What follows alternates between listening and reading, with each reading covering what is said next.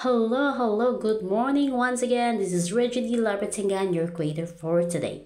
So guys, magluluto tayo ng fried chicken. Tuturuan ko kayo sa mga anong ingredients na ilalagay ko sa fried chicken na maging masarap. So unang-una, maglalagay ka ng half scoop of salt, 1 sachet of ginisa. Tapos lagyan mo siya ng 1 tablespoon of black pepper. Tapos lagyan mo siya ng a half sachet of Tasty Boy na spicy. Lalagyan mo siya ng isang itlog.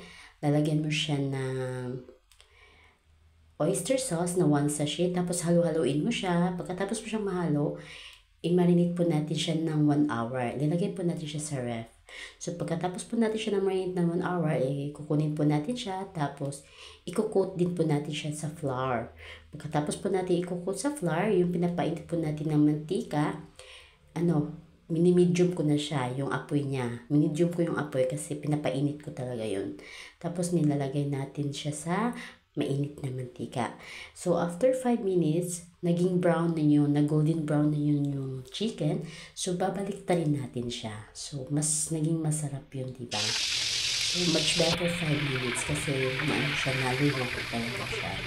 Naluluto talaga siya yung kahati ng 5 minutes, so kahati din sa 5 minutes. So, thank you for watching!